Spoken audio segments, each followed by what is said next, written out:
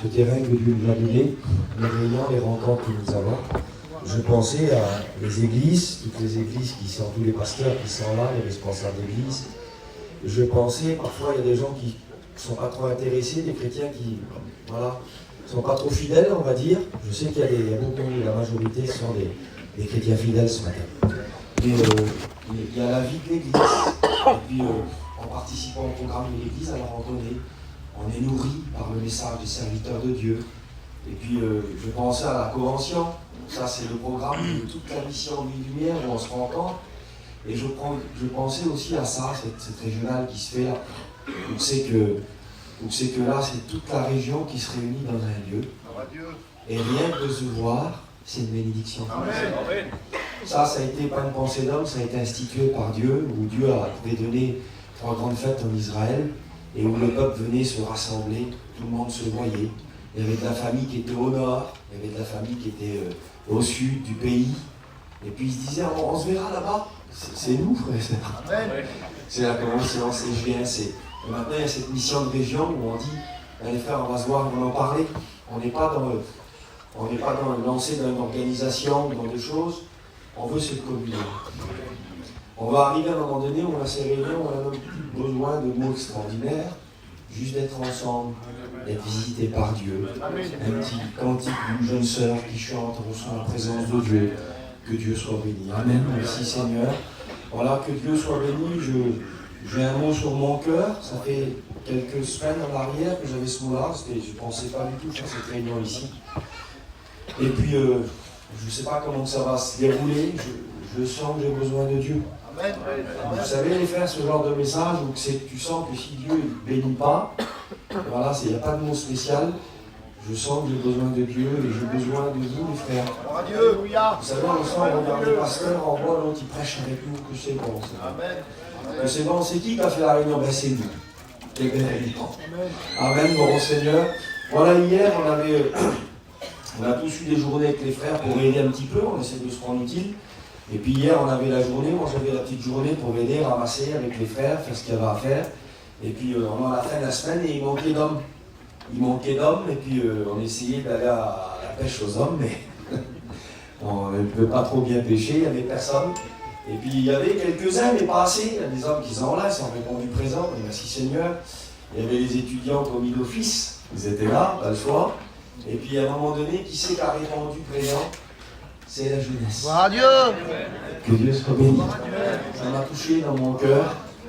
Ils ont répondu présent, ils sont là. Je n'ai vu qu'il y en a quelques-uns. Il y a mon garçon, il y a Lénie, il y a plein de petits qui sont là. Le petit à Jordan, le petit à Tyrann, le petit à Kraka, il y a plein de petits. Puis excusez-moi, il y a plein d'autres petits. Ils étaient là et ils ont répondu présent. Ils ont tellement répondu présent, ils ont envahi l'espace. Ils étaient là avec quel zèle, quelle beauté. Et je pensais dans la régionale, nous pouvons compter aussi sur la jeunesse. Il y a des jeunes hommes qui disent on est là, vous avez besoin de nous, on est là. Alors je voudrais qu'ils se lèvent tous ces jeunes et qu'ils puissent prier le Seigneur pour moi. Je voudrais qu'on prie avec eux, même si partout vous êtes les garçons. Levez-vous et puis vous priez pour moi, on prie ensemble avec eux.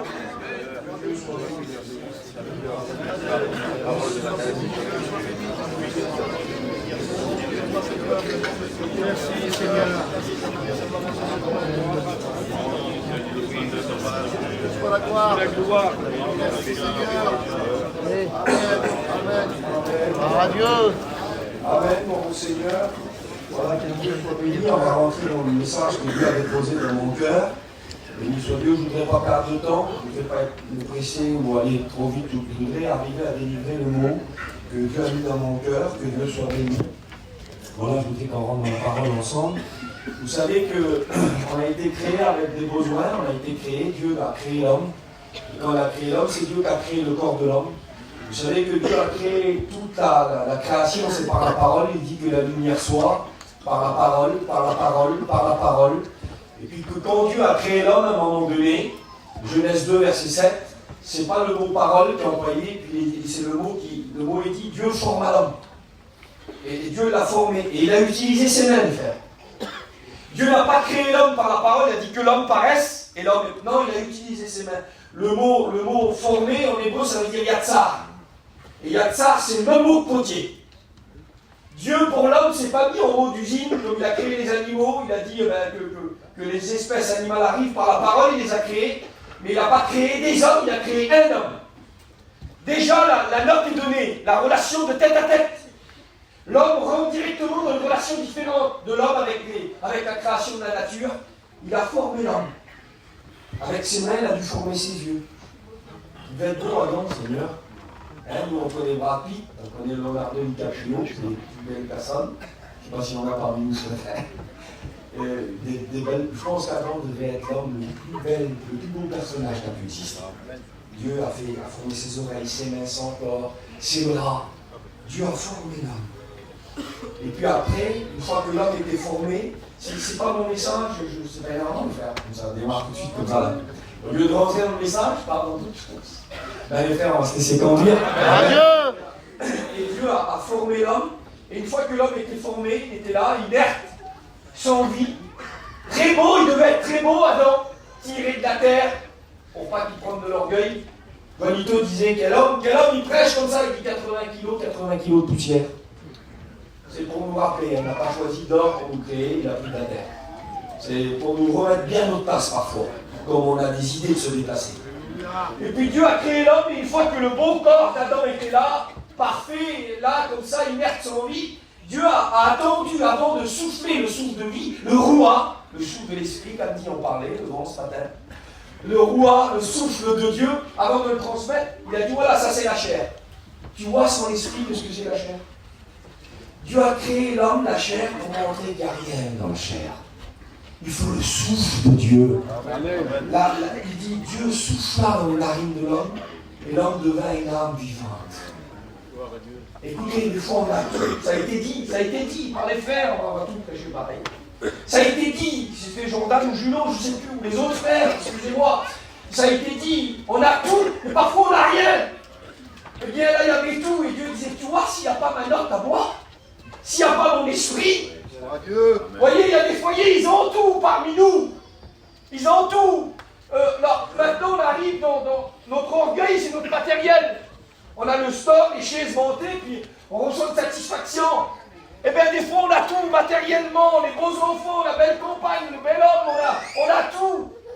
Et puis, on n'a rien. Parce que s'il n'y a pas l'Esprit de Dieu, on n'a rien. Si on n'est pas animé par Dieu, on n'a rien. Et puis, je voudrais rentrer dans le message.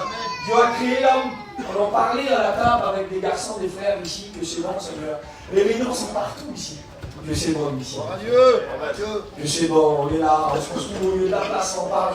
Hier, j'ai su qu'il y avait derrière le camion de la mission, il y avait un jeune pasteur qui s'occupe de la jeunesse avec un petit en train de prier, pendant que les autres ils étaient en train de prendre des sandwichs, des affaires. Partout, il y a Dieu. Dieu a mis ses deux pieds sur le terrain. On n'est plus à la base militaire de Carpentras, là où on se trouve, là. On n'est plus à l'aérodrome, pardon. On est sur le terrain de Dieu. Amen. Et Dieu est là. Et Dieu a créé l'homme, on en parlait avec les frères. Il a créé l'homme à son image, et puis on aurait pu dire une image de Dieu. Corps, âme, esprit. Le Père, le Fils, le Saint-Esprit. Trois personnes, mais trois parties du corps, de l'être humain. Le corps, l'âme et l'esprit. Et il y a des besoins dans notre corps, frères et sœurs. Il y a des besoins qui sont superficiels, et il y a des besoins vitaux. Il y a des besoins vitaux. L'amour, il semblerait que c'est un besoin superficiel. Non, on dit il est mort de chagrin. Ça peut arriver. On peut mourir par manque d'amour. Par la peine. L'amour, ça semble pas grand-chose, et pourtant c'est un besoin. On a besoin d'être aimé. Et on a besoin d'aimer. Comme les deux fonctions du poumon. On respire, on prend l'air et on en donne. Eh bien, on a besoin de ça. Et les besoins, j'arrive, je rentre dans le message. Le corps a été créé avec des besoins, on a besoin de respirer. L'oxygène, c'est la vie. Vous le faites tous en ce moment même. Ça devient tellement évident qu'on ne pense même pas. Attends, je réfléchis, je me concentre pour respirer. Non. On n'y pense même pas, mais on le fait tout le temps, chaque seconde. Quand on est dans un mariage, qu'il y a de la joie, on respire. Quand on est dans un endroit où il y a moins de joie, et quand on est là avec la famille, même si on pleure, on respire quand même. C'est un besoin vital.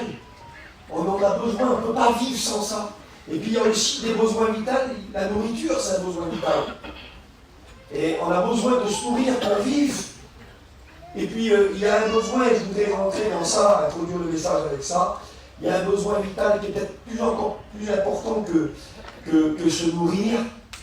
Et c'est ce que je fais, c'est boire. Le corps a été créé avec... il y a beaucoup d'eau qui compose notre corps. Et on a besoin que cette eau soit renouvelée tout le temps. Tout le temps. Tout le temps. Et puis le corps a été composé comme ça. Le cerveau il est composé de 75% d'eau. Vous avez vu, on dit l'expression, mais le cerveau chéché, là. Ça veut dire qu'il a arrêté de fonctionner. Il faut beaucoup d'eau, 75% d'eau dans le cerveau. Imaginez-vous la quantité d'eau.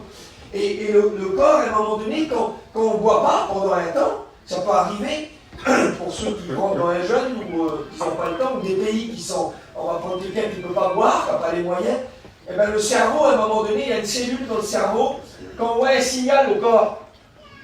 Parce que nous, des fois, on ne fait pas attention, on est occupé, l'esprit occupé, on reste 1 heure, 2 heures, 3 heures, ça vous a déjà arrivé, les frères, d'être les sœurs, pareil, l'attention est prise, on ne prend pas le temps de boire, on oublie de boire, et là, l'eau qui est en nous commence à... Il y a un besoin, il y a un manque d'eau, et là, le cerveau, il y a quelque chose, il y a une alarme qui s'allume, et lui, il va envoyer un signal au corps, ça va se déclarer dans la bouche, c'est un signal qui s'allume, ça veut dire, ce signal, il est là pour qu'on continue de fonctionner normalement, parce que le cerveau, quand il voit que l'eau commence à manquer, il sent du danger.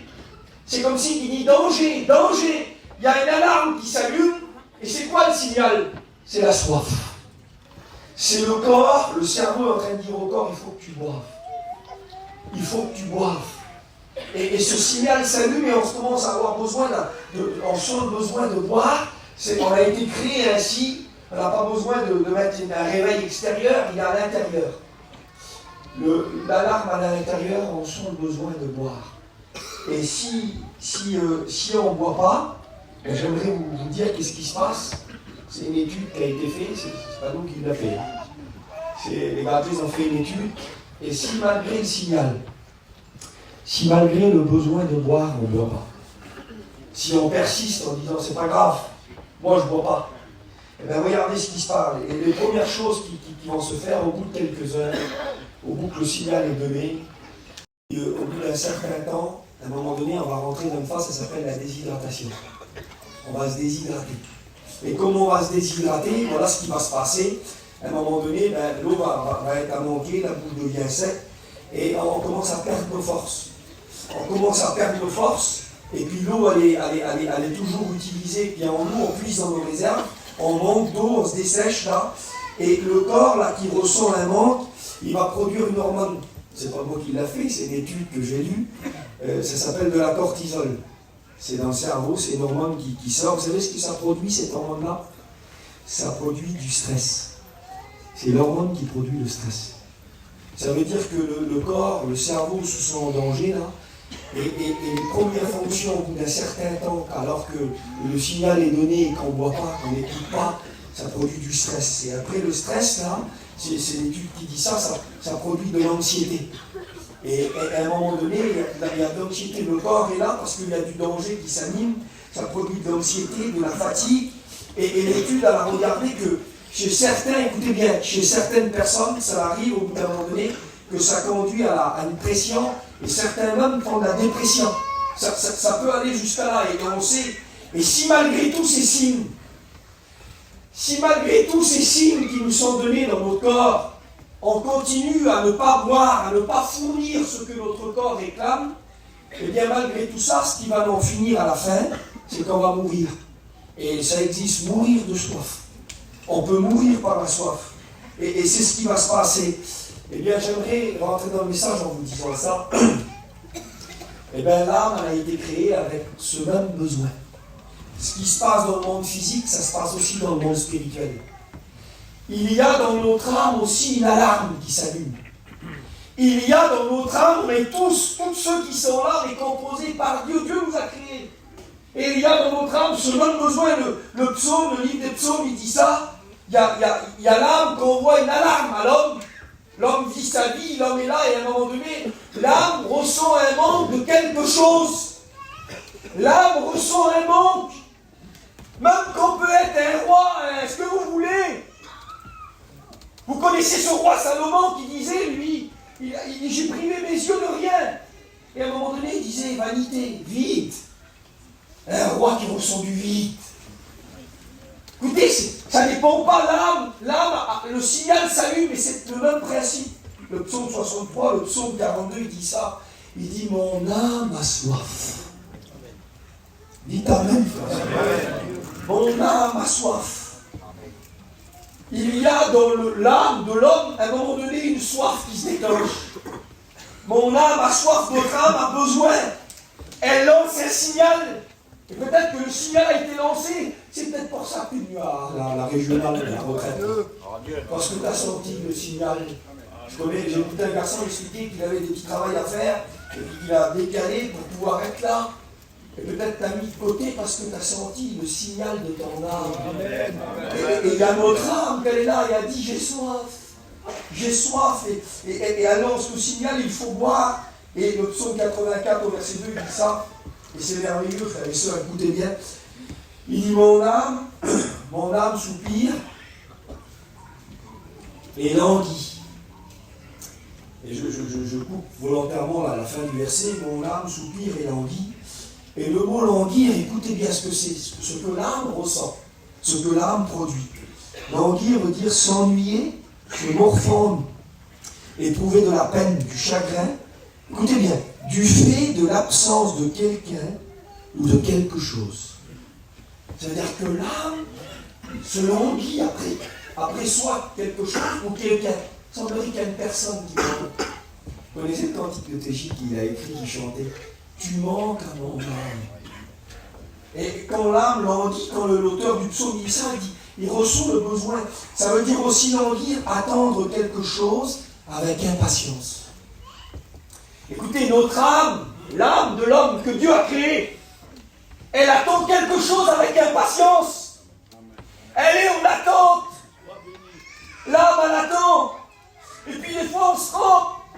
Vous avez vu l'homme riche, il a été cité par un frère, je me souviens plus duquel, Luc 12, 16.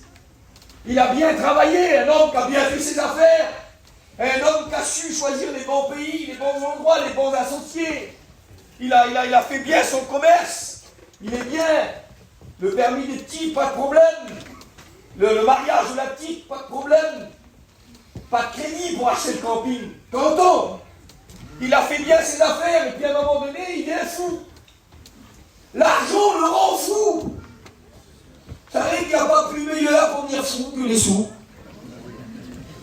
Il y en a qui viennent fous avec les sous. Il y a des grands-mères qui deviennent adolescentes avec l'argent. C'est marqué dans la Bible, frère. Et lui, il devient fou. Il parle avec son âme. Alain Delon, il parlait à la troisième personne. Il disait Alain Delon, il pense, c'était lui. Il parlait de lui comme si c'était un homme. Eh bien, cet homme-là, il est en train de parler de son âme et il dit mon âme, mange, bois, réjouis-toi, car tu as du bien en abondance, en réserve. Il croit, lui, il a écouté aussi le signal de l'âme, l'alarme de l'âme. Il a écouté que son âme avait soif. Il dit, je vais te donner, tiens, des sous, je vais te donner du matériel, je vais te donner des sorties, des vacances, ça a été dit, les frères, tout a été dit dans la majeure partie. Je vais te donner des choses. Dieu lui parle, il dit insensé. Fou, insensé, hors de sens. Tu es hors de sens, tu es insensé. Tu crois que c'est ça? Et je rentre dans le message, frères et sœurs. Je voudrais vous prêcher la parole de Dieu. On va beaucoup parler de la parole. On va beaucoup parler de la parole. Moi, je crois que, on va loin, je ne pas devancer la parole. Je crois que l'écoute de la parole. Moi, j'ai un témoignage. Je me souviens d'un garçon qui fumait des joints pendant 22 ans.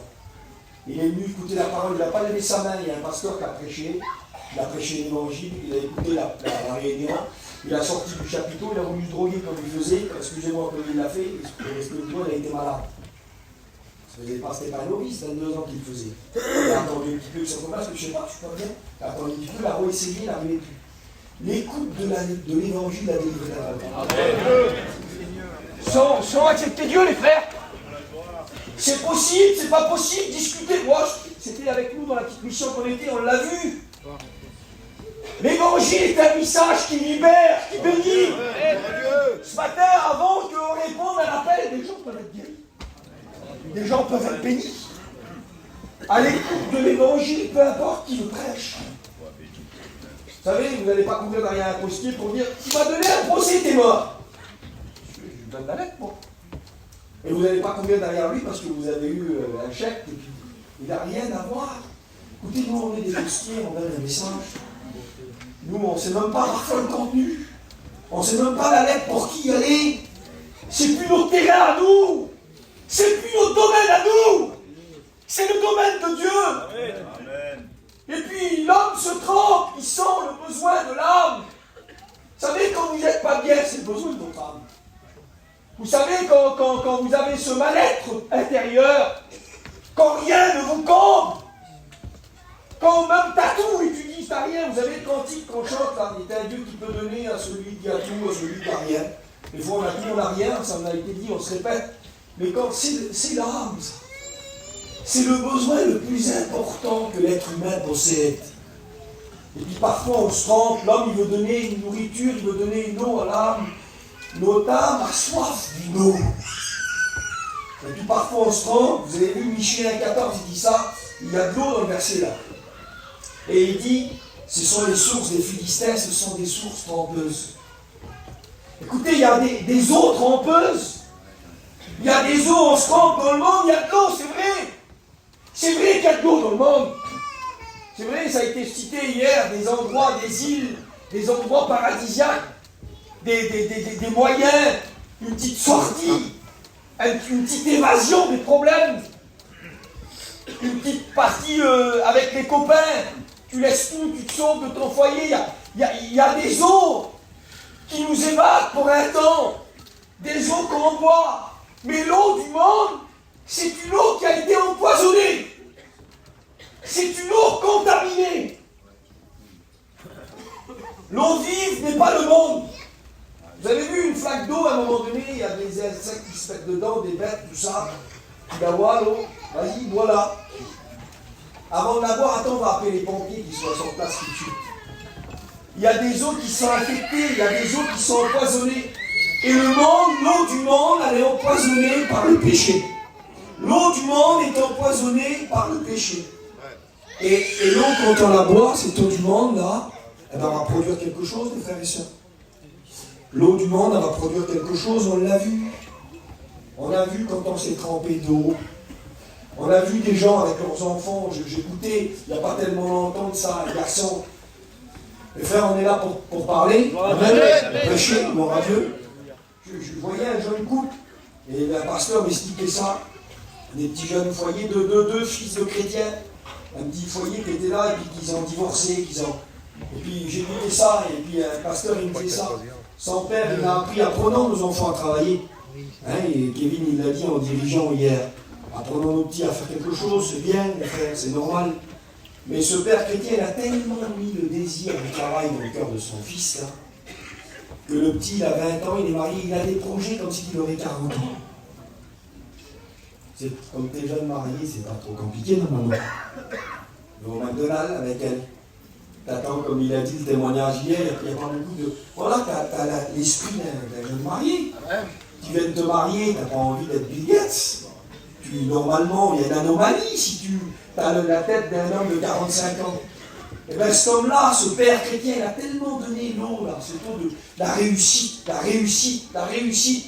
que le petit, ben maintenant, ils sont divorcés. Et des fois, ça ne tient pas, frères et sœurs. Et ce qu'on a besoin de se rendre compte, c'est qu'il y a des eaux qui vont produire des querelles, qui vont produire des disputes, de la discorde, des difficultés. Dans la Bible, il y a un puits. Et Jésus l'a dit à une femme qui était là, vous connaissez ce passage, le puits de Jacob. Amen. Vous savez ce que ça veut dire, Jacob? Jacob, ça veut dire trompeur. Un des mots de Jacob. C'est le puits du trompeur. C'est un puits où les gens viennent, ils puisent, mais c'est pour les tremper. Et Jésus dit à cette femme, si tu bois cette eau-là, tu auras toujours soif. La larme qui est dans ton âme, le besoin, la paix, tu ne l'auras pas. La tranquillité dans ta demeure, tu ne l'auras pas avec ce eau-là. Le ministère qui fonde, qui travaille, tu ne l'auras pas avec ce eau-là. Tu es baptisé, vous savez, chrétien, ça ne veut plus rien dire aujourd'hui, les frères chrétiens. Moi je le dis, prenez-le comme vous voulez. Je suis chrétien, ça ne veut plus rien dire du tout. Écoute, on ne va pas t'écouter, on va regarder. Regardons. Donc, regardons. La Bible dit ces mots, vous verrez de nouveau la différence entre celui qui sert Dieu, celui qui ne le sert pas. Il n'a pas dit vous écouterez, on écoute, on écoute. Il y a un verset qui dit dans Malachie, il dit vous fatiguez Dieu par vos paroles. Vous avez vu comme c'est fatigant des paroles. Je te vois, on se fait un petit manger. Hein. Je t'appelle à manger. Tu le revois, je t'appelle à manger. Hein. Va-t'en chez toi. Je vais te dire. Il n'y a pas plus fatigant de dire des choses et de ne pas les faire. Vous êtes d'accord ou pas avec ça? Les paroles, et aujourd'hui, chrétien, c'est pas je suis chrétien, excusez-moi, je suis un pasteur, un serviteur de Dieu. Ne le dis plus, mon frère. Vis-le. Les chrétiens, vis-le. Mais on va voir si tu le vis par rapport à l'eau que tu bois. Parce que l'eau que tu dois boire va produire quelque chose. Et puis il y a des puits trempeurs. Il y a des eaux trempeuses. La Bible dit ça. Mon peuple, Jérémie 2,13, il dit mon peuple s'est détourné de moi, qui suis maudit, pour se créer des citernes crevassées. Ça veut dire que le peuple, à un moment donné, et c'est dans le peuple de Dieu, dans Jérémie 2,18, il dit ça, écoutez bien. Et maintenant, qu'as-tu à faire d'aller en Égypte pour boire l'eau du Nil? Qu'as-tu à faire d'aller en Assyrie pour boire l'eau du fleuve? Ça, c'est l'eau du monde, frère. Et puis Dieu voit son peuple. Il voit qu'on est en train de prendre des chemins étrangers. Il voit qu'on est en train de prendre des routes étrangères. On a des comportements, on a des soifs étranges. Et Dieu dit, tu vas où là? Tu vas boire l'eau du Nil, tu vas boire l'eau du monde. Écoutez, on voit le peuple qui est en train de boire des choses qu'on n'a jamais vues. On est en train de voir des hommes qui ramènent de l'eau étrangère. Il y a des pères qui ramènent de l'eau étrangère à leurs enfants. Il y a des mères qui ramènent de l'eau étrangère à leurs enfants. Il y a des mères, on le voit, hein, c'est pas toi, c'est ta petite, mais l'envie que tu vois que ta petite soit la plus belle, et ton fils le plus beau, et qu'il soit une star, ça ressort de ta personne. Comme si toi, t'as assis qu'un foulard sur ta tête. Et puis ton petit, il sent l'approbation mondaine qu'il y a dans ton cœur. Ton petit, il sent la soif d'eau du monde qu'il y a dans ton cœur. Et même si on ne dit rien, on le voit, un frère disait, des fois, t'as vu, ton auto, elle a arrêté là-bas, puis l'autre, il est en train de te parler, il parle, et puis tu vois, les jeunes, ils se dirigent vers l'auto, hop, tu commences à regarder, tac, ils sont pas loin de ton auto, t'as peur qu'ils se mettent dessus, ils font le grillot sur l'auto, et puis d'un seul coup, ils parlent, et puis t'es plus là. T'es plus là. Hein? À décrocher. Écoutez, on est trahis parce qu'on aime. Je suis chrétien, mais tu meurs pour le monde! Tu te dis chrétien, je suis pasteur! Mais tes projets, tes ambitions. On a écouté une sœur hier qui a témoigné dans le jeune. Elle a dit la retraite, elle a produit des désirs. Elle a dit je veux servir Dieu, je veux relâcher des choses. Écoutez, même si ça, et pourquoi on ne devrait pas le dire? On le voit quand même. On ne le dit pas, mais on le voit quand même. Écoutez, il y a des eaux, le peuple est en train de boire une eau étrangère. Une eau qui ne désaltère pas. Une eau qui ne produit pas. Une eau qui enlève la force de nos messagers parfois. De nos forces, de nos témoignages. Vous avez vu Lot? Il a été, ça a été dit, il a été boire à l'eau du monde. Il a regardé, il n'a pas dit Sodome était devant lui. Hein. Abraham, son oncle, il n'a pas dit, il n'a pas mis les risques de Sodome, il a dit à droite, à gauche. Sodome était en face de lui, il leva les yeux, Sodome était là. Il ne l'a pas orienté vers Sodome, son oncle. C'était à droite, c'était bien, c'était à gauche, c'était bien pour lui. Mais l'autre, lui, il a eu soif de l'eau de Sodome. Il a eu soif de l'eau du monde. Il a eu soif, on l'a vu. Il est parti, je ne veux pas perdre trop de temps. Il est parti, et puis à un moment donné, ça s'est corsé, et c'était compliqué, il a fallu quitter la ville. Et quand il a fallu rendre témoignage à ses deux beaux-fils, parce que sa femme, elle s'est retournée, elle n'aurait pas dû se retourner, vous voyez. Elle avait deux filles dans la ville. Je ne sais pas si vous ne serez pas retourné, les sœurs, en disant mes petites. Elle avait peut-être, c'était peut-être une mamie, elle avait peut-être ses petits-enfants. Et puis il faut quitter parce que tu aimes là, ce que tu as fait, toi. Alors les petits, ils suivent pas que nous, j'ai des frissons sur moi. Alors à cause de ton nom, alors on est là, alors. On perd les petits, alors. Je ne sais pas, mes sœurs, si vous ne saurez pas retrouver comme elle et moi. Je ne sais pas si vous aurez fait, excusez-moi, comme Gadji dans un film tout froid, là. Allez, les enfants n'ont qu'à crever. C'est pas comme ça qu'on fait, hein. Dans ton cœur, tu sens que tu meurs, peut-être, faut pas se retourner, mais les petits, mon enfant, à sa retournée, il a perdu sa femme. Et quand il a eu le moyen de les sauver, quand Lot a eu le moyen, qu'il a reçu le message, Lot sort, prends tes filles, sors de la ville, qu'il est venu à ses beaux-fils. L'eau du monde, elle a produit quoi? Elle a enlevé toute sa puissance de témoignage, son impact de message. Quand il a venu, qu'il a dit, sortez de la ville, il parut aux yeux de ses beaux-fils comme un plaisantin, comme un clown. Voilà, ben t'es un clown mon vieux toi. Jésus revient, oui, on a écouté tous ces mots. Et puis l'acharnement, l'eau du monde, plus de terrain, plus d'argent, change ma voiture, change mon véhicule, je veux des belles habits, je veux aller me faire remettre, je veux de la survie, je veux tout ce que tu veux. Excusez-moi les frères, je lance mon message, je ne veux pas faire mal à personne. Je ne veux pas faire mal à personne. On ne donne pas de coups de bâton, on ne lance pas de pierre, on ne lance pas de fleurs, on dit des pains. Amen. Dieu. On est rendu là-bas, Puis après, il faut sauver nos enfants. Viens, Réunion. L'eau, elle nous enlève notre force. Il y a une eau du monde qui nous enlève notre force. Il y a une fausse eau, il y a de la copie. Le diable a regardé, il a dit, ah c'est l'eau alors, c'est l'eau, l'âme a soif, l'âme a besoin. Alors il est spécialiste, il a dit, je vais créer une eau, je vais créer de la copie. C'est peut-être un italien, le gars. Il dit, je vais faire de la copie, je vais créer quelque chose. Et puis il a créé une eau, ça ressemble à l'évangile. Ça ressemble à, on vient à la réunion, on est parmi les chrétiens, parce que maintenant il ne faut plus prêcher le faux et le vrai, et l'ancien disait, il faut prêcher le vrai et le presque vrai. Parfois on est là, et puis chrétien, païen, oui mais il y a une espèce de nouveau modèle. Il y en avait deux, puis dans l'Apocalypse, il y en a un troisième qui sort. Chaud, froid, tiède. De l'eau tiède, c'est tu prends un peu d'eau chaude, tu mets un peu d'eau froide, un mélange des deux, ça donne du tiède. Et on a un mélange, on a des chrétiens, des pagano-chrétiens, des païens chrétiens. On a des chrétiens qui ont un cœur, une soif de païens. Et après, on veut venir à la réunion, on veut prêcher, on veut nos conversions, on veut voir nos familles bénies, on veut tout, sans rien. Un homme de Dieu disait, tout le monde regarde le sommet de la montagne, quelle beauté vous arriver là, mais personne ne prend le chemin qui mène. On voudrait tout avec le monde. On est devant une eau qui nous trempe. Et puis je ne sais pas comment il va aller, mais ça, je voudrais rentrer dans le côté de la parole de Dieu. On est devant une eau qui nous trempe. On a des années où on n'a pas porté de fruits. Écoutez, on a des anciens, on les aime. On voudrait être tout près d'eux. On sait qu'il y a des jeunes qui ont la parole plus facile.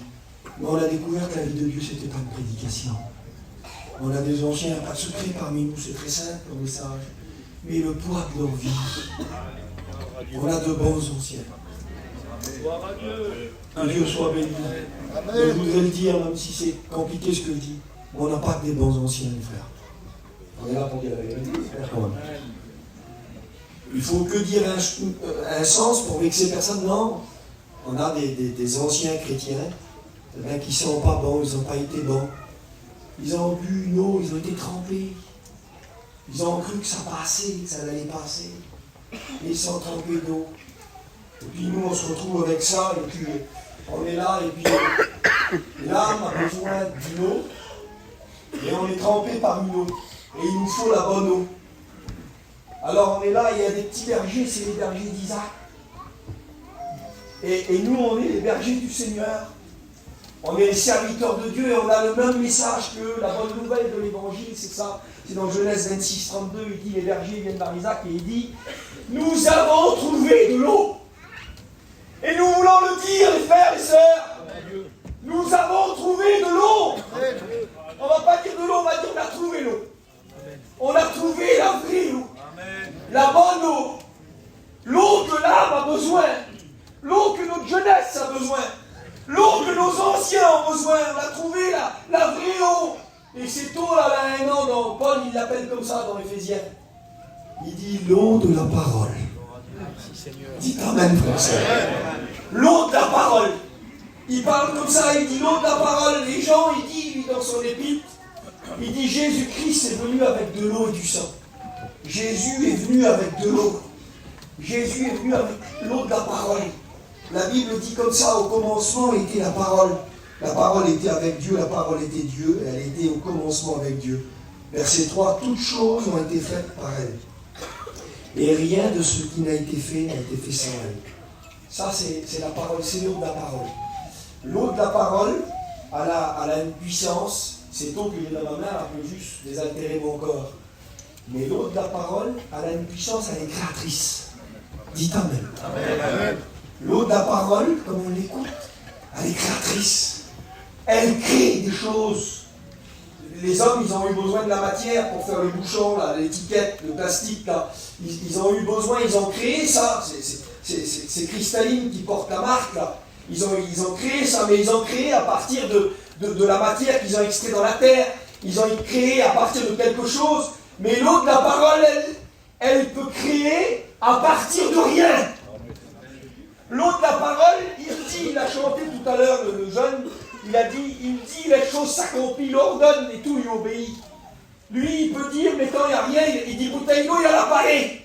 L'eau de la parole fait naître des choses. Quand l'eau, pourquoi l'eau de la parole? Pourquoi ce thème que Paul il a pris? Parce que le message de l'évangile, c'est comme quelque chose qu'on boit. On le boit, mes frères et sœurs. Amen. Je vous promets que c'est ça. J'ai accepté ta parole, j'ai bu ta parole. Elle rentre ici, on la boit, elle descend l'eau de la parole, elle descend dans le cœur. Et un cœur qui est rempli de haine, avec des bonnes ou des mauvaises raisons, peu importe. Parce qu'il y a des docteurs qui, avec des bonnes raisons, peuvent essayer de faire quelque chose, mais l'évangile, avec de bonnes ou de mauvaises raisons. Quand l'eau de la parole, on la boit, elle descend dans le cœur, elle lave. Tout esprit de haine abandonne le cœur. Quand l'eau de la parole, elle descend la bois, elle descend dans nos mains, des mains qui font du mal. On l'a dit, il m'a dit qu'il a fait la dépression sur mon table. Avec l'eau de la parole, il a pris sa main, il a des mains comme ça, où on a pu faire le mal. Et bien l'eau de la parole a changé. On pose nos mains sur les malades, on sert de notre main pour écraser nos fers, pour en sortir. L'eau de la parole, quand on a descend de nos pieds, on a marché pour le monde, on marche pour Dieu. L'eau de la parole, quand elle descend dans notre esprit, la Bible dit qu'il renouvelle notre esprit. On regarde l'homme, il était voilà, ça devient un homme, ça devient un enseignant. On sait que Payan, il a appris à lire son carte grise. Et à un moment donné, à Genève, là-bas, il y avait tous ceux qui écrivent la Bible, tous les docteurs, tous les enseignants, vous connaissez ce récit-là. T'as fait où tes études? Sur une Peugeot. Comment c'était qui? C'était une carte grise. D'accord? Et il a bu l'eau de la parole. Il a bu jour et nuit. On sait, ils ont brûlé des bougies, les anciens. Il a buvait pas qu'à la réunion, comme un pasteur du prêchait. Il a buvé tout le temps, jour et nuit, jour et nuit. Et l'eau de la parole, elle a rentré dans son cerveau, tel cerveau. Les grands enseignants qui écrivaient la Bible, ils levaient le petit doigt, on connaissait le témoignage. Frère Payon, on peut vous poser une question? Gloire à Dieu. C'était pareil pour Jésus. Gloire à Dieu. Les docteurs de la loi, lui, il avait 12 ans. C'était eux qui demandaient des questions. L'eau de la parole, elle descend dans notre cerveau, elle le change. Elle descend dans nos yeux, l'eau de la parole. Gloire à Dieu. Comme elle descend dans nos yeux, elle a le pouvoir de transformer notre vision.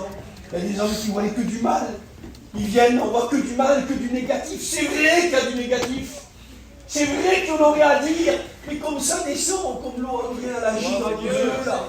Alors autrement, vous avez vu l'homme, il est là, il voit tous les nuits partout, il réveille Élisée, il dit ça, Élisée prie, c'est peut-être sa prière, je dis, il n'a pas dit comme ça, bah allez Seigneur, ouvre-lui les yeux, Seigneur, mets de l'eau de ta parole sur ses yeux, comme il rouvre les yeux, il voit les chars de feu. Il voit, il dit, l'armée de Dieu est plus puissante que l'ennemi contre nous. Que Dieu soit béni pour ces choses. Et puis la parole, elle a un contenu. Verset 4, il nous dit, en elle était la vie. La parole, elle a un contenu. Elle contient quelque chose. Elle contient la vie véritable. La vraie vie. Pas la vie superficielle.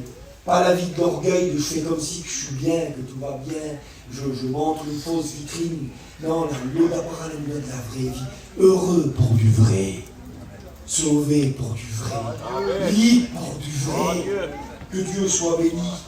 Et verset 14, il dit ça, la parole a été faite chair et elle a habité parmi nous pleine de grâce, de vérité. Et nous avons contemplé sa gloire, une gloire comme la gloire du Fils unique venu du Père. La parole qu'a tout créé là, la parole, elle a été faite chair. La parole a été faite chair. Un message, la parole c'est un message, chair incarné. Un message incarné. Il est venu, il est descendu, et la parole est venue habiter parmi nous. Il y a d'autres, il faut Dieu, Seigneur. Il est né à l'état, on le connaît, il a resté, on a un petit récit les deux premières années, un autre récit à 12 ans, 18 ans de silence, et puis on a 3 ans de sa vie en lumière, son ministère public. C'est pas beaucoup les frères, pour écrire un livre sur un gars comme ça. C'est pas beaucoup de temps. Pour faire une biographie, une 60aine d'années, c'est pas trop compté. Hein.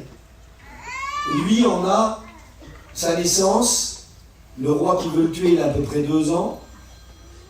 On a un récit à 12 ans, et on a 30 ans, on a peut-être, je sais pas, on a peut-être à peine 5 ans. Grappillé de la vie de Jésus. Et la parole, elle est venue sur la terre. Elle avait des pieds et des mains, elle avait des yeux. Et je veux dire ces mots. Elle a habité parmi nous. Jésus n'était pas que des messages, il était un message. Je vous promets qu'il y a eu des conversions par ces regards. On a vu, c'est un fume, on l'a vu le fume bénure, comme le soldat il veut venir, qui se lève et qui le regarde et qui se sent indigne. Vous avez vu cette scène? Je vous promets, c'est un fume, je vous promets que ça doit être vrai. Je vous promets que quand Jésus balayait l'assemblée de son regard, quand Jésus faisait un hochement de la tête, quand il levait la main, je vous promets que Jésus n'a pas été qu'un message écrit. La Bible dit, s'il aurait fallu tout dire ce que Jésus a fait, ce que la parole a fait. Il dit, je ne pense pas que le monde même pourrait contenir les livres qui sont écrits. Il y en a qui disent que c'est romancé, que c'est moi je suis peut-être fou. Je crois au littéral, les frères. Moi, je crois que la planète Terre aurait été submergée des livres qu'il aurait fallu pour écrire toute la vie de Jésus. Moi, je crois comme ça, je le crois au littéral. Ce que Jésus a fait, ce qu'il a été, ce qu'il a dit. Et la Bible dit, Luc 4, 22, des paroles de grâce sortaient de sa bouche. Et une vieille version, la version annodée, a dit, des paroles de la grâce sortaient de sa bouche. Des paroles de la grâce. Ce n'est pas seulement des paroles de grâce, c'était les paroles de la grâce sortaient de sa bouche. Paul, il dit dans Tite 2:11, il dit, car la grâce de Dieu, source de salut, a été manifestée. Là encore, on trouve l'eau de la parole. C'est une source. Et cette source, ça n'a pas jailli de... Elle était dans une personne. En fait, la source, c'est une personne. Nous, on est des petits canals, c'est que la source passe. On est qu'un canal, on est des serments où la vie du cep passe. Mais si le serment est détaché du cep, il ne peut rien faire. La source, ce n'est pas la mission.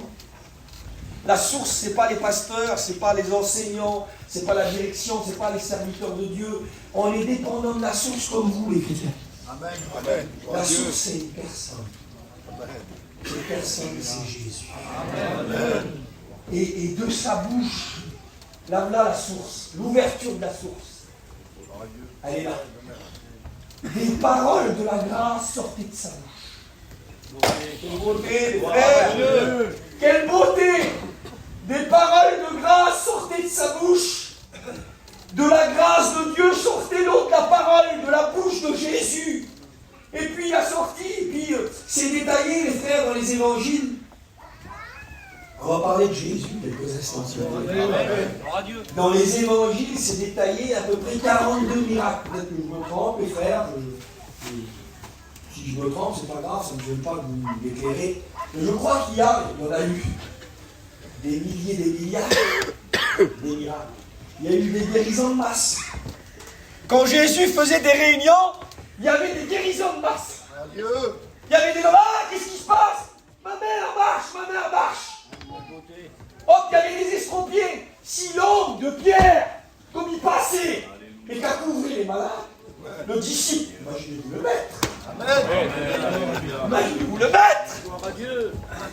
Les gens désiraient toucher son vêtement, ils avaient compris qu'un contact, un regard, une action de Jésus, il y a eu par milliers, par milliards, peut-être pas des milliards, je ne sais pas, mais des guérisons quand il prêchait, qu'est-ce qui se passait? Et puis la Bible a voulu inspirer Luc, Marc, Jean, Matthieu, les 4 auteurs des évangiles. Ils ont été inspirés et ils ont détaillé des miracles. Ils ont relaté les miracles. Et dans les miracles détaillés, il y en a 42. Il y a 42 miracles détaillés. Et dans les 42 miracles détaillés de Jésus, dans les 42 miracles qui ont été détaillés, moi j'ai regardé un petit peu. Et j'ai vu qu'il y a eu des miracles avec l'imposition des mains. Il a mis de la boue sur les yeux de l'aveugle. Ce miracle-là, les théologiens disent que cet homme-là, il n'avait pas d'yeux. C'est une pensée, c'est discutable, frère. Mais c'est tellement inutile à le discuter. Attention, allez, faites-moi grâce, imaginons que c'est comme ça. Et quand Dieu a formé l'homme de la poussière, on retrouve le même Dieu, il lui appliqua de la boue. On retrouve le même principe que Genèse 2,7. Dieu le Père qui crée l'homme à partir de la boue, eh bien Dieu le Fils qui dit « Je suis fils de Dieu ». Il te manque tes yeux, je vais te les rajouter, c'est pas grave. Il applique la boue et il dit « Va te laver au réservoir de Siloé ». Quand il se lave, il a les yeux, il voit clair. Écoutez, il y a eu des miracles avec... Il a dit au lépreux, il est venu, il dit « Si tu veux, tu peux me rendre pur ». La Bible dit « Il étendit sa main ». Il dit « Je le veux soit pur ». À l'instant même, il fut purifié. Il y a eu plein de miracles avec l'imposition des mains. Mais il y a eu plus de miracles, frère, oral. Il y a eu plus de miracles où Jésus a parlé. Le premier des miracles, c'est un miracle oral. Il n'y a plus de vin. Jésus dit, il y a des cruches là-bas, des jarres là. Remplissez d'eau ces jarres. Épuisez. Il n'impose pas les mains aux cruches, aux jarres. Il n'y a rien, c'est oral. Et quand les hommes remplissent de l'eau, ils ont bien vu, hein. Ils ont rempli de l'eau. Et quand ils ont puisé, l'eau était transformée en vin. Par sa parole, il change la matière. Il a fait des miracles. Il a dit à un homme paralysé depuis 38 ans. 38 ans, les frères. Moi, j'ai eu un problème à l'épaule. J'ai été opéré il y a 2 ans, ça. Ça a duré un moment. J'ai eu le bras immobilisé pendant plusieurs mois. Et bien, comme j'ai enlevé la telle, là, ben, mon bras, j'avais vu que tous mes muscles avaient fendu. Il m'a fallu, pendant 3-4 mois d'immobilisation du bras, il m'a fallu de la rééducation. Il fallait que j'aille voir un kiné, la tête qu'il a vécu aussi, ça. Il fallait que je réapprends, que les muscles reviennent, que tout se fasse. Cet homme-là, il est malade depuis 38 ans. Il a plus de... Les muscles ont fondu, la sensibilité de ses nerfs, ils ont perdu. Les tendons de ses mains, tout a pu fonctionner. Vous avez vu, le bras engourdi, mal assis. Oh, vous faites ça, vous avez des fourmis dans les mains. Ben lui, il n'a plus de fourmis, il n'a plus de nerfs, il n'a plus rien, tout est diminué. 38 ans, Jésus s'approche de lui avec l'eau de la parole. Parce que l'eau, le message, c'est de l'eau. Ce que vous écoutez ce matin, c'est de l'eau. C'est de l'eau, c'est l'eau de la parole. Il dit sur lui, lève-toi, prends ton lit et marche. Et ce lève-toi là, l'homme là, il l'écoute là, mais ça rentre en lui. Ça va dans ses bras. Seigneur, les muscles, ils se reforment. Les jambes se reforment. Pas de kiné, pas de séance. Pas besoin d'aller, on va te bouger. Non! Le texte dit comme ça, la parole a rendu en lui, a recréé tout ce qu'il a perdu. L'eau de la parole régénère son corps, régénère ses muscles, le gars fort, le gars qui se lève. Tout le monde est bouleversé. C'est qui? Je ne sais pas. L'homme qu'on appelle Jésus, il ne connaît même pas, il n'est pas converti encore. Elle n'est pas forte, l'eau de la parole. Ça pourrait dire, hey, tu m'acceptes, hein. Tu te soumets, tu te baptises, et après je vais te donner à boire. Non. Il n'est même pas converti. Il boit l'eau de la parole. Écoutez, les inconvertis peuvent la boire ce matin. C'est pas que pour nous. Ah, il n'y a pas de maman, il n'y a pas de temps. L'eau de la parole, quand tu la bois, elle change tout. Il a dit, j'avance rapidement, il a dit à un autre homme qui avait la main paralysée, il a dit sur lui, étends ta main. Il a étendu sa main, elle a été guérie à l'instant. Il a dit à une femme cananéenne, elle avait sa fille, elle n'a pas pu l'amener à la mission. La fille, elle était dans la maison, là-bas, elle était prise par un mauvais esprit. Elle l'a cherché, elle a trouvé Jésus, Jésus. Il a dit sur la femme, il dit, va, ta fille est sauvée. À l'heure même, le mauvais esprit a quitté sa fille. Comme elle a rentré à la maison, comme quand elle a dû pleurer cette femme-là. Comment quand elle a dû voir sa fille, peut-être qu'elle ne parlait plus, peut-être qu'il y a des esprits qui ferment la bouche des gens. Comme elle l'a vu, elle a rentré dans ses bras, elle l'a pris, elle a pleuré. Ma fille, il y a une heure en arrière, Seigneur, c'est lui. L'eau qui est sortie de sa bouche, la parole qui est sortie de sa bouche, elle a changé tout, que Dieu soit béni. Il a dit, il a guéri un lépreux, il en a venu 10. 10. Imaginez-vous, on dit lépreux. Parce que le lépreux, il a tout, hein. Il est boiteux, parce qu'il a plus de pieds, peut-être, il est manchot, il a plus rien, il perd son corps, il a des membres, des doigts qui partent, il a 10 lépreux. Ils sont tenus à distance de lui, de loin, même de loin, la parole, elle porte. S'ils t'ont tenu à distance, ils disent Jésus, aie pitié de nous. Et de loin, Jésus, il dit de loin, ça marche. Même s'il y a des gens qui regardent de loin et qui ne veulent pas se convertir, mais ils écoutent dans le micro ce que je suis en train de dire là. Et là où tu es, tu peux te convertir. Ça marche. La parole, elle a une grande portée. Elle n'est jamais hors de portée. Il n'y a jamais de défaut de réseau. Ça capte toujours, ça passe toujours. Il dit de loin, il dit allez vous montrer aux sacrificateurs. Qu'est-ce qu'ils ont reçu? Pas comme l'autre, pas d'imposition des mains. Il marche et pendant qu'il marche, l'un d'eux regarde sur son copain. Arrête, t'es guéri toi aussi. Ton oreille, ton doigt. Les 10 furent guéris. Par la parole orale de Jésus et de loin en plus. Ils étaient de loin, que Dieu soit béni. Que Dieu soit béni. La parole, elle a un contenu, frères et sœurs. Elle est remplie de vie. Elle est remplie. Il y a des gens qui peuvent être délivrés ce matin. Je vous promets dans l'auditoire, pendant que vous écoutez prêcher, que ce soit ce matin ou ce soir ou demain matin, peu importe qui sème, c'est pas dans le semeur qu'il y a la vie, c'est dans la semence. Amen. Il y a de la vie dans la parole. Vous pouvez être délivré maintenant. Si tu bois le message de la délivrance, là, si tu le bois, je crois que tu es délivré. Je te promets que c'est vrai. Si tu es malade, c'est pas obligé quand on impose des mains aux malades. C'est marqué, on le fait. Mais tu peux être guéri là maintenant. Tu peux sentir une chaleur. Tu vois l'eau de la guérison. Tu la bois, tu la reçois. Tu dis Seigneur, qu'est-ce qui se passe? J'ai chaud, je me sens étrange. Seigneur est en train de te guérir maintenant. Dieu peut le faire maintenant dans ces instants.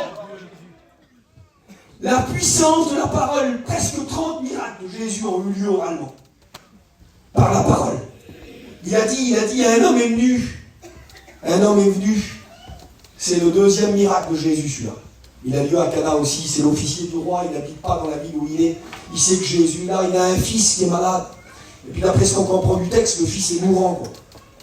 Il vient vers Jésus, et il s'approche de lui, il dit Seigneur, il dit mon fils est malade, viens avec moi à la maison, impose-lui les mains afin qu'il vive.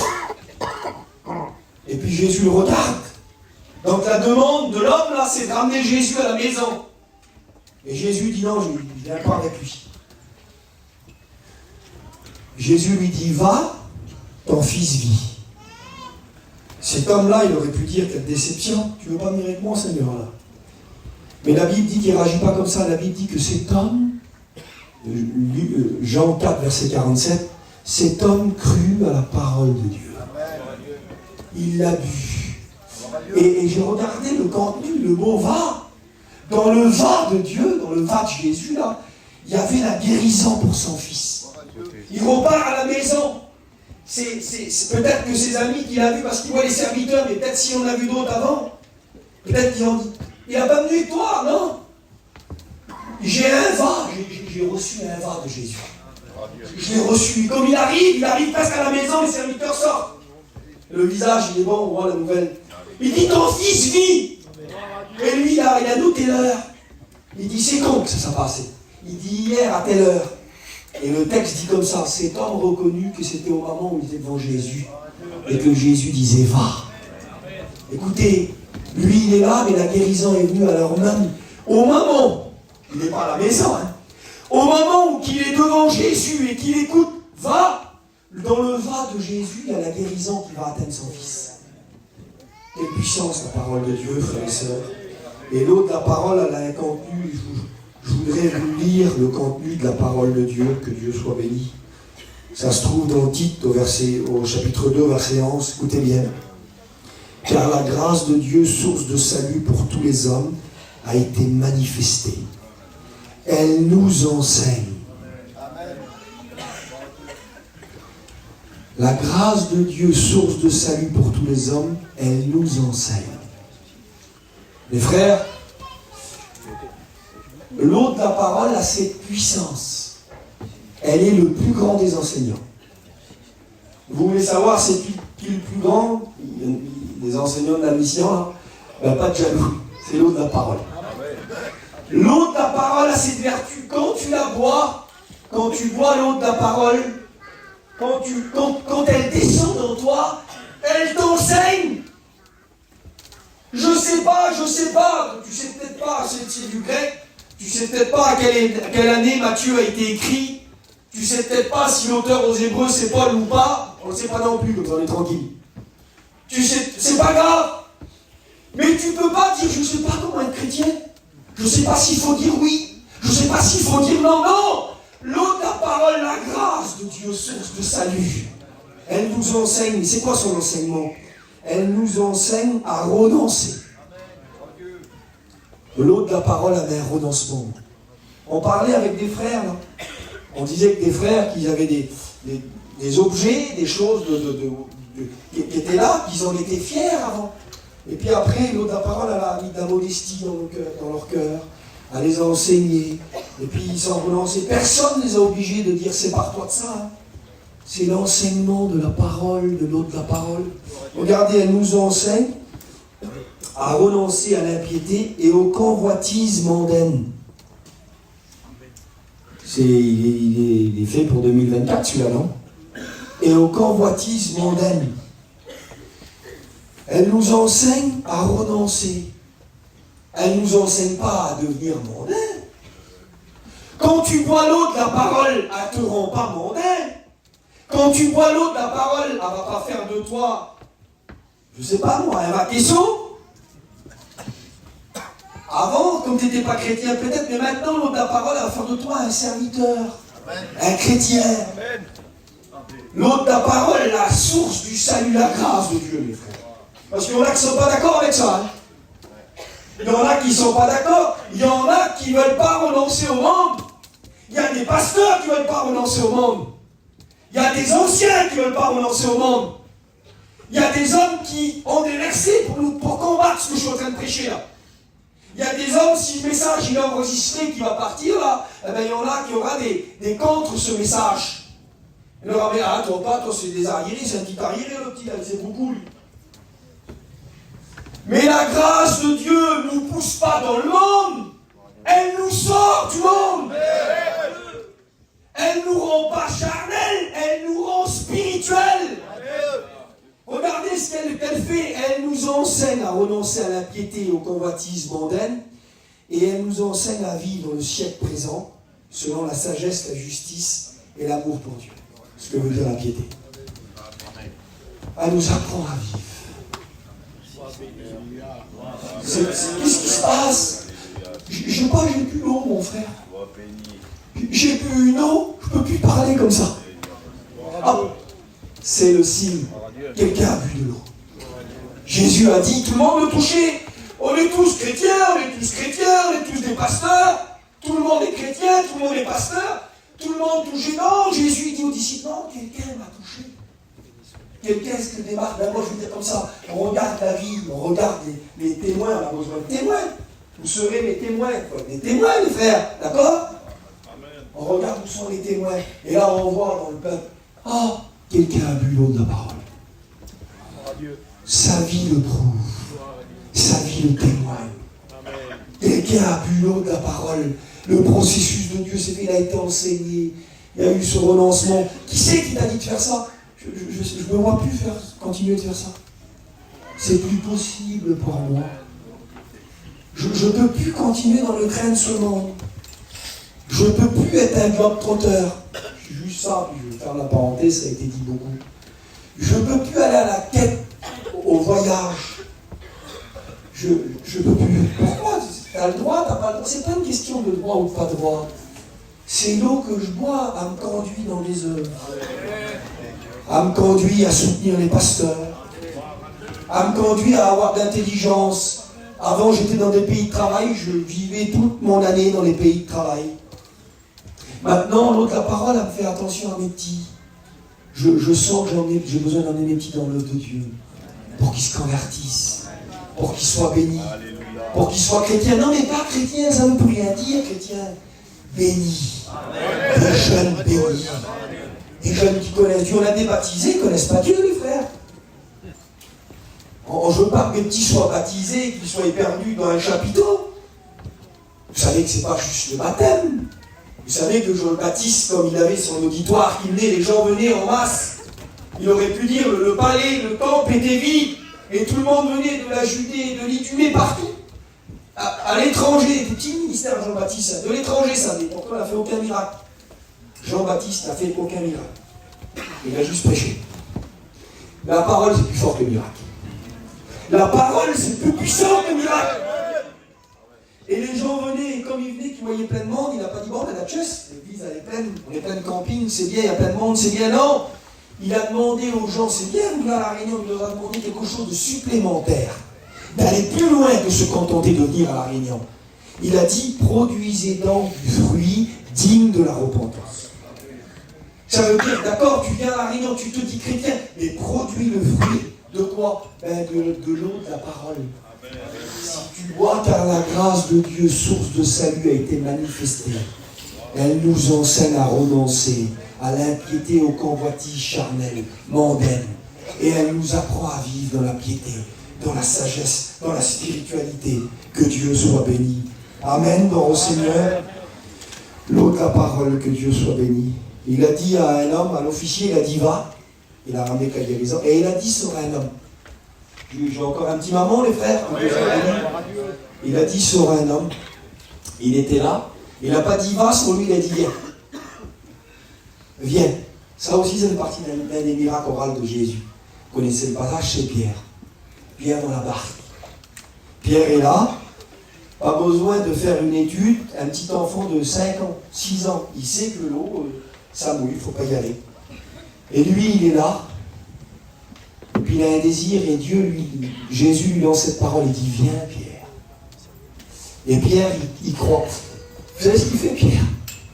Il boit le vin de Dieu. Il aboie la parole. Dites amen. Il aboie la parole. Il aboie tellement, c'est tellement fort, qu'il sort le pied de la barque, là, et puis il commence à mettre le pied. Et vous savez ce qui se passe? C'est pas sur l'eau qui marche. C'est sur la parole. C'est comme si que le vin de Jésus se met entre lui et son pied. Et puis, d'un seul coup, l'eau, normalement, il doit traverser là. L'eau devient dure.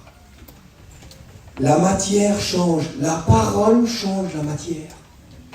La parole change les lois de la physique. C'est une loi qu'on ne peut pas faire. Essayez de marcher sur l'eau, vous verrez. C'est pas possible. Mais la parole, elle change tout. Pierre le croit, il commence à marcher sur l'eau. Et quand on regarde Pierre, tu marches sur l'eau. On va dire, tu marches sur l'eau.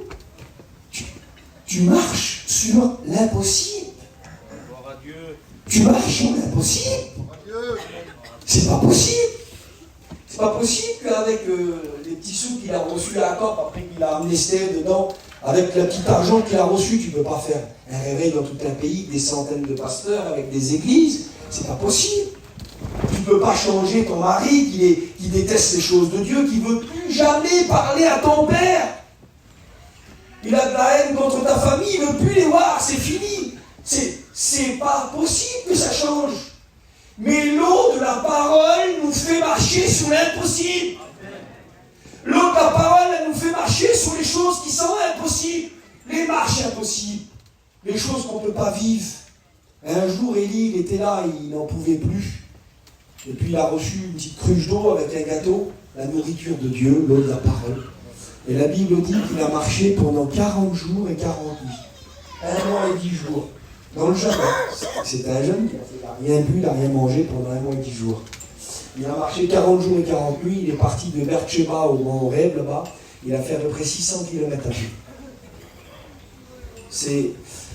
C'est trop loin, c'est pas possible. Oui, mais l'eau de la parole pourra te faire aller où c'est que c'est au plus loin. Le message de Dieu, si tu le reçois maintenant, si tu y crois, tu pourras aller dans des endroits où c'est qu'avec les moyens que tu n'as pas les moyens d'y aller. T'as pas ce qu'il faut pour faire l'œuvre là-bas. T'as pas ce qu'il faut, t'as les moyens que tu regardes, t'as compté dans tes mains, comme les hommes, ils ont compté 200 deniers, on n'a pas assez pour que chacun reçoive une miette de pain. T'as pas les moyens, mais si tu reçois la parole, si tu la bois, si tu y crois ce matin, si tu la bois, puis tu fermes tes oreilles, je ne veux plus écouter, tu ne pourras pas, je ne veux plus l'écouter. Dieu est en train de me dire que je pourrai. Dieu est en train de me dire que c'est possible. Et je termine, les frères, que Dieu soit béni. Je voudrais finir rapidement, que Dieu soit béni. Un jour, il y a un homme, vous connaissez tous ce passage, c'est Lazare, avec le mauvais riche. Le mauvais riche est dans le séjour de tourment, dans le lieu de tourment, et là, il fait une prière au Père Abraham, il dit ça. Il dit, envoie Lazare, il a eu une belle vie, il était vêtu de pourpre et de fin lin, les habits des rois, c'est un petit roi, quoi. Il menait joyeuse et brillante vie, une belle table, une star, quoi, c'était une star ce monsieur-là. Il a eu des belles choses, mais maintenant il est c'est pas l'enfer, c'est le séjour des morts, mais ça représente, l'enfer c'est encore pire que ça.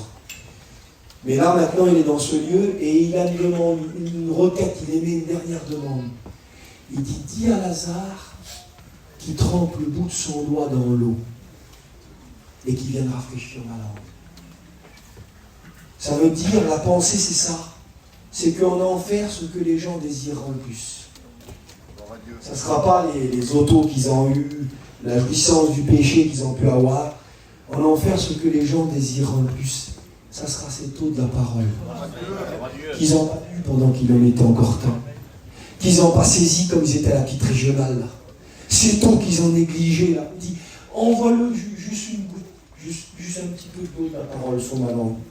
Une petite goutte d'eau, ça sera l'endroit où il n'y aura plus l'eau de la parole. Mais nous sommes là et nous sommes dans cet endroit et dans ce temps que Dieu nous donne, où l'eau est en abondance, où la parole elle est en abondance, elle est communiquée en abondance, et on peut le vivre. Jésus a dit à cette femme, si tu bois de cette eau, tu auras toujours soif. Mais si tu bois de l'eau que je te donne, tu n'auras plus jamais soif. La femme, elle est là, on regarde, vous verrez dans le texte, c'est un grand passage, c'est pratiquement tout le chapitre qui est consacré à cet échange avec cette Samaritaine là. Et quand vous voyez, vous verrez que Jésus n'a jamais donné un verre d'eau physique. Jésus n'a jamais donné à boire. La femme, elle est venue qu'une cruche. Et comme elle est venue que sa cruche, là, elle est venue, son but, c'était de remplir sa cruche et repartir. Et à un moment donné, elle est là et on s'aperçoit que si tu bois et à boire d'eau, donc l'eau, c'est le message. Amen. L'eau, c'est le message. C'est un message qui donne de l'eau. Et comme elle le reçoit, elle part, frères et sœurs, et elle oublie sa cruche. Elle oublie ce pourquoi elle était venue. Ça veut dire qu'elle vient, elle dit, venez voir, qu'est-ce que tu fais là? Elle oublie sa cruche. L'eau de la parole, la cruche, ça représente notre vie. Le but qu'on avait avant de le rencontrer à lui, elle a minute et un but, remplir une cruche. Avant qu'on connaissait Dieu, on avait un but, avoir de l'argent, réussir, se marier, acheter une maison, partir là-bas, ce que vous voulez, ce que votre vie comporte, les choix que vous aviez. Mais quand elle vient, qu'elle boit l'eau de la parole, là, elle oublie son ancienne vie. Elle oublie sa cruche. Elle la laisse là, elle a disparu, déconnectée, le cerveau effacé. C'est quoi ça? Elle rentre dans le village, elle dit, noir. Ça y est, c'est ces mots à elle. Elle dit, un homme a dit toute ma vie. Un homme m'a donné à boire, on va dire. Elle dit, Seigneur, j'ai trouvé l'eau, la vraie eau. J'ai trouvé le Messie. Écoutez, si on repart de nos réunions et qu'on a toujours notre cruche, si on a toujours notre vie, notre ancienne vie, si on vit toujours comme avant, sauf qu'on est baptisé, si on fait toujours comme avant, Mais on est baptisés, on a rencontré Dieu et c'est pareil. Ben, je vous promets qu'on a peut-être bu l'eau, mais c'est pas l'eau de la parole. Parce que l'eau de la parole, le message de Dieu, il fait que tu oublies ta ancienne vie. On a écouté ces témoignages, on dirait que j'avais pas de vie avant. On dirait que c'est ça s'appelle la nouvelle naissance. Ça produit ça, que Dieu soit béni. Et puis je termine avec vous. Il y a un homme qui est là, et puis peut-être que c'est peut-être quelqu'un pour toi en particulier ce matin. Je voudrais terminer avec ça. Comme j'avais ce message-là, j'avais médité à cause de ce verset, ce message-là, il est venu dans mon cœur. Et puis j'en parlais avec mes étudiants, et puis il y a un de mes étudiants m'a envoyé le message, il m'a carrément envoyé le verset que je vais vous citer maintenant. Là. C'est un homme qui est là, c'est un homme qui est épuisé. C'est un homme qui vient de livrer une drôle de bataille. Il a affronté beaucoup d'hommes. Et là, il arrive à l'épuisement et il est desséché par la soif. Et comme il parle, il est en train de dire qu'il va carrément mourir de soif. Il est en train de dire, cet homme, qu'il meurt de soif. Et c'est un homme qui arrive au bout, qui n'en peut plus, qui est épuisé. Et puis peut-être qu'il y en a des personnes qui sont comme ça. C'est pas n'importe qui, cet homme-là. Il a une vie, et il a une fonction, il est juge en Israël. C'est un juge d'Israël, c'est un homme qui est dans un service. C'est un homme qui sert. C'est un homme qui sert, il a des lacunes, on connaît son histoire, on ne va pas refaire le monde sur lui. Il a des lacunes comme on a tous des lacunes. Mais c'est un homme qui arrive à l'épuisement. Et puis peut-être qu'il y a des gens, des couples, même des serviteurs, qui sont arrivés là avec un épuisement, qui sont arrivés là avec une bataille, peut-être que tu as livré un combat, peut-être que tu as livré une bataille, peut-être que ta bataille elle est spirituelle, que tu as livré, mais tu as épuisé tes forces. Tu t'es épuisé, peut-être que tu as dit non à ta famille, peut-être que tu as voulu être différent et les gens ne comprennent pas, ta famille ne comprend pas pourquoi tu dis non.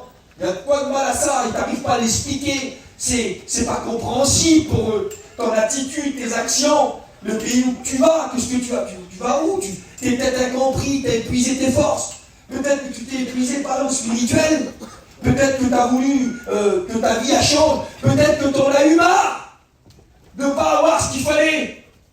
Peut-être que tu as regardé à droite, à gauche, tu as vu peut-être les filles du pays, comme les Israéliens, ils ont vu un jour les femmes, comme ils ont fait envoyer les hommes, Balaam, il a fait envoyer des hommes, il a eu cette pensée-là, des femmes au milieu du peuple. Et les femmes d'Israël ont vu les habits des filles des pays.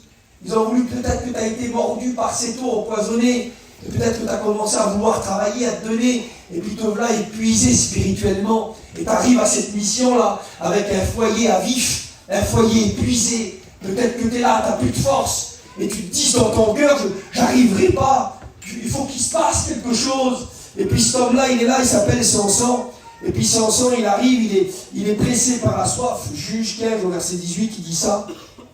Samson, pressé par la soif, invoque l'Éternel et dit, c'est toi qui as permis que ton serviteur ait cette grande délivrance. Et maintenant, Seigneur, tomberai-je entre leurs mains, mourrai-je de soif. Samson est là et il est assoiffé, il est en train de mourir. Par la soif, il sent que la vie part et il faut de l'eau. Et comme il regarde autour de lui, il n'y a pas d'eau. Il est près des endroits où il y a des cavernes, il n'y a pas de ruisseau, il n'y a rien, il n'y a pas d'eau. Et là, le verset il dit comme ça, verset 19, Dieu fendit la cavité du rocher et il en sortit de l'eau. Samson but et son esprit se ranima et il reprit vie. Amen. Samson, il est là, il est au bout et d'un seul coup, Dieu fait venir à lui l'eau. Et je ne sais pas si tu le sens ce matin, mais Dieu est en train de faire venir à toi une eau. Amen. Par le moyen de sa parole, il y a de l'eau qui est en train de venir. Et il faut l'eau, il faut que Samson bu, il faut que tu la boives. Merci Seigneur. Et boire, on pourrait traduire comment? Ben, c'est se repentir. Seigneur, c'est moi. J'ai besoin de boire. Boire, ça veut dire j'accepte la parole. Merci Seigneur. Boire, ça veut dire je me reconnais. Vous avez vu, on est souvent dans la peau de l'innocent et jamais du coupable. C'est plus facile de dire, c'est pas moi, on voit le mal chez les autres, mais pas nous. Le fall dans le fume, on ne s'identifie pas à lui. Hein. On voit souvent ça, même le roi David, il a fallu que Nathan il raconte une histoire. Les frères, ils en ont parlé. Il a fallu que Nathan il raconte une histoire avant d'y parler, tellement c'était compliqué pour qu'il accepte. Il a dit, il y avait un homme riche, il avait des brebis, il avait un petit chorello, il avait une brebis. Le riche, il a pris la brebis de l'autre, comme ci, comme ça, il explique. Et puis devant l'histoire, David, il se prononce. Il ne pense pas que c'est lui. Il dit, un homme comme ça, il faut qu'il meure. Et une fois, t'es d'accord, ça y est, j'ai mis un max, j'ai mis un sac pour juger ton cas, parce que regarde. T'es d'accord, cet homme, il faut qu'il meure. Ben cet homme, c'est toi, David. Boire l'eau de la parole, c'est aussi dire, j'ai pas bien fait. J'ai pas été un bon père. Peut-être pas sur toute la ligne, frère, on va pas tout noircir le tableau. Tu as des bons côtés, mais ce matin, le Seigneur ne fait pas en sortir les bons côtés. Parce que pour t'en sortir, il faut que tu vois tes erreurs. Et peut-être que tu dis, c'est vrai, j'ai été en Égypte boire l'eau du fleuve. J'ai été boire à des sources étrangères. J'ai discuté l'eau de l'évangile, j'ai dit à une auto, on n'est pas obligé de boire que là, on peut boire ailleurs. J'ai pas été un grand père, j'ai pas été dans mon service. J'ai laissé rentrer de la vanité, de la mondanité. Dans mon service, j'ai dit oui, parce que j'avais dit non avant. Vous avez vu? Les oui qui faiblissent avec le temps. Les non qui faiblissent avec le temps. Comme on est jeune, on commence, non. Ah ben, je fais pas ça. Et puis après, les propositions viennent, non. Et puis les années passent. Et à un moment donné, non. Non. Non. Tu crois, toi? Le non, il commence à disparaître. Et on est sur le point d'accepter ce qu'on avait toujours refusé. Vous croyez que David, là, à ce moment-là, le récit que je vous dis, les frères, David, c'est Saül. Saül, il a toujours voulu le tuer. Et lui, combien de fois qu'il a dû se dire, dans l'état qu'il est, l'ancien, dans l'état qu'il est, l'ancien, regarde ce qu'il fait. Et puis les années passent, David, il prend la campagne d'un de ses soldats, il fait tuer 100 soldats. Saül, il n'a même pas fait ça. Il a fait pire que Saül. Écoutez, des fois, on ne se rend pas compte, mais on a commencé à dire oui à des choses sont rentrées. Une eau est venue dans nos maisons, dans nos cœurs, dans notre service, dans notre foyer. Une eau est venue, et puis on est là, et puis on a changé. Et puis on commence à sentir qu'on est en train de mourir de soif, qu'on ne peut pas continuer comme ça. Et puis là, Samson, il se rend compte de ça, il fait sa prière, et il demande de l'eau, là, et l'eau arrive. Et puis je termine avec ça. Et j'ai regardé ce que ça voulait dire. Comme il est question, il dit son esprit se ranima. Et le mot ranimer, son esprit reprit vie. Le mot, écoutez bien ce que ça veut dire en hébreu. Ça veut dire revenir à la vie. C'est une eau qui nous ramène à la vie. Que Dieu soit béni pour cette eau, frères et sœurs. Ça veut dire restaurer. C'est une eau qui nous restaure. Ça veut dire rafraîchir. Quelle beauté, frères et sœurs, de partir d'ici avec un cœur rafraîchi. Ça veut dire renouveler. Renouveler, ça veut dire que ça fait combien de temps que tu n'as pas pleuré, le Noël? Ça fait combien de temps que tu... On ne va pas prêcher sur des pleurs, mais que c'est bon. Les frères, vous avez senti ce sentiment comme tu pleures. C'est comme ça sur toi, là. Ton cœur est rempli, c'est comme si de l'eau qui coule, tu sens que ça tarde dans ton cœur. Et là, on dirait que tu as pris une volée à la fin de la réunion. Tu as les yeux comme ça, le nez comme ça. Ça fait combien de temps que ça t'a pas arrivé, ça? Ça fait combien de temps que c'est sec, là-dedans? Ça fait combien de temps que c'est mécanique, de la routine, de l'habitude? Ce matin, dans l'eau de Dieu, si tu veux la boire, il y a ça dans le programme de l'eau. Il y a être renouvelé. Il y a être restauré. C'est une eau qui nous répare. Le mot veut dire, en hébreu, ça veut dire aussi réparer.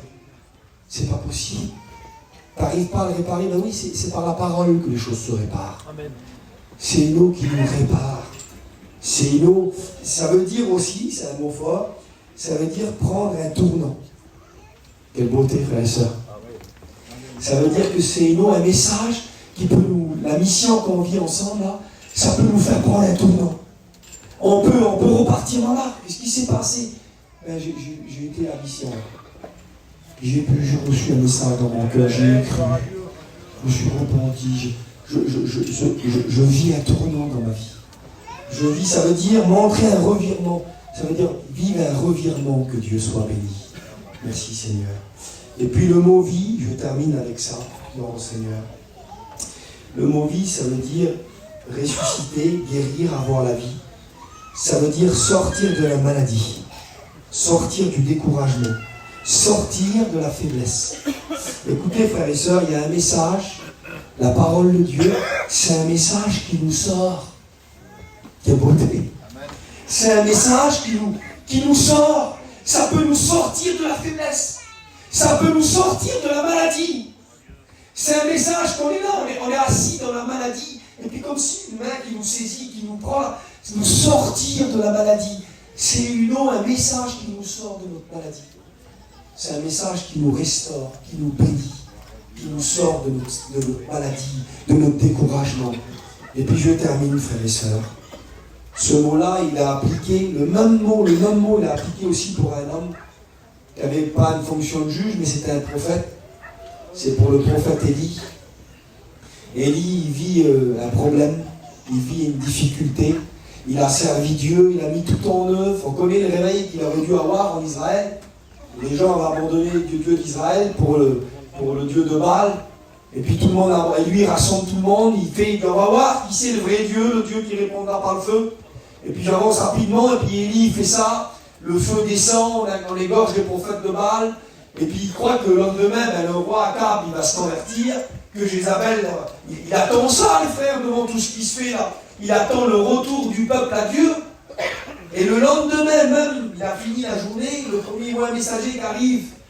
Alors ça y est, ça s'est repenti, ça non. Il dit non. Akab, c'est parti, il écoute sa femme. Et elle a dit que demain, si elle va mourir par tous ses dieux si elle ne fait pas ce que tu as fait au prophète. Donc tu vas mourir. Et Élie, quand il voit ça, il a tout usé, c'est ce qu'il va dire à Dieu quand il est devant lui. Il dit, j'ai déployé mon zèle, j'ai utilisé ma force, j'ai mis mon service, j'ai mis tout mon cœur. Et Seigneur, il n'y a rien qui va. Au contraire, tout le monde veut le tuer. Il dit, tous me cherchent pour ôter la vie. Tout le monde veut le tuer. Et Élie, il rentre dans une caverne. Et là, le langage d'Élie demande la mort. Il dit, je ne suis pas meilleur que mes pères. Pour Élie, c'est un homme qui a fait ce qu'il devait faire. Il a échoué et c'est fini pour lui. Élie, il se sent dans cette peau-là, c'est un homme qui a échoué, c'est un homme que c'est fini pour lui. Et puis Dieu lui donne, il vient dans le rendez-vous, dans sa petite caverne là. Et peut-être que toi, tu es rentré dans une caverne aussi, peut-être la caverne du découragement, peut-être la caverne de je dis rien à personne, mais dans mon cœur c'est éteint. J'arrête. Je suis fatigué, je ne veux plus faire ça. Il n'y a rien qui va. Plus ce que j'ai fait comme Élie, il n'y a rien qui va. Et puis Dieu arrive, et puis on connaît tous le passage, le vent, le tremblement de terre, le feu, Dieu n'est pas dans ça. Et puis il y a un petit mot qui paraît, le murmure doux et léger. Un murmure doux.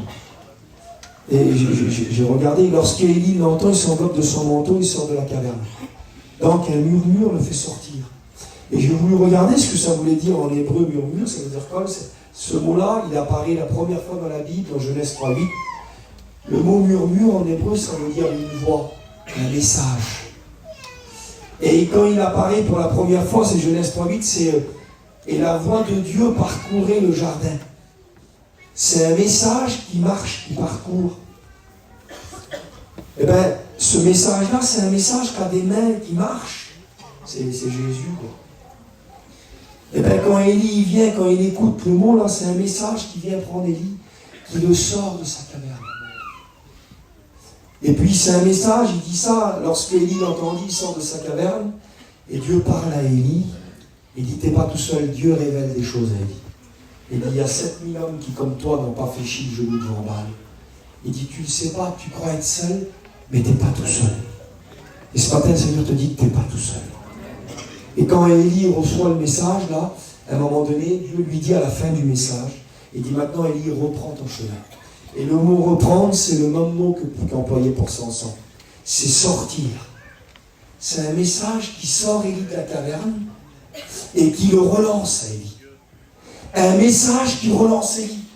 Élie le voilà avec 3 missions. Il doit avoir 2 rois. Et il doit prendre un étudiant qui s'appelle Élisée. Lui, il croyait que son ministère est fini, le voilà avec un étudiant à former. Eh bien, je voudrais vous dire ça ce matin. La mission, la parole, les réunions, la réunion de ce matin, c'est un message qui veut nous sortir. C'est un message que si tu le bois, il va te relancer dans ton service. Il va te relancer dans ta fonction. Il va te relancer dans ton foyer, dans ton ministère. Alors, j'aimerais qu'on ferme nos yeux. J'aimerais qu'on prie le Seigneur. Et j'aimerais qu'on la boit l'eau de la parole. J'aimerais qu'on le boit ce message. J'aimerais qu'il ne reste pas à l'extérieur, mais le boire, c'est le faire rentrer en nous. Que ta parole rentre, Seigneur. Il est dit que Marie avait reçu un message de l'ange et il dit qu'elle se repassait la parole dans son cœur. Et puis pendant que Marie avait le message de l'ange, elle le repassait, jusqu'à ce que la parole prenne vie en elle. Écoutez, frères et sœurs, on va fermer nos yeux, on va prier le Seigneur ce matin, on va demander la grâce de Dieu. Et puis ce matin, nous croyons à une eau qui renouvelle. Nous croyons à une eau qui restaure. Nous croyons à une eau, un message, une eau du message qui peut nous guérir. Qui peut guérir nos corps et nos âmes. Qui peut guérir nos blessures de service, nos incompréhensions des fois dans le travail, dans le chapiteau, dans l'église, des petits mots qui nous ont fait mal et quand ça a arrêté dessus. Et c'est une eau ce matin qu'on reçoit, elle va nous donner le pardon nécessaire, la grâce. Elle va nous rapprocher de nos frères. Elle va reconstruire. Et c'est une eau qui ressuscite, il dit le message. Ce qui est mort en toi peut reprendre vie ce matin. La vie parmi nous, c'est la parole de Dieu.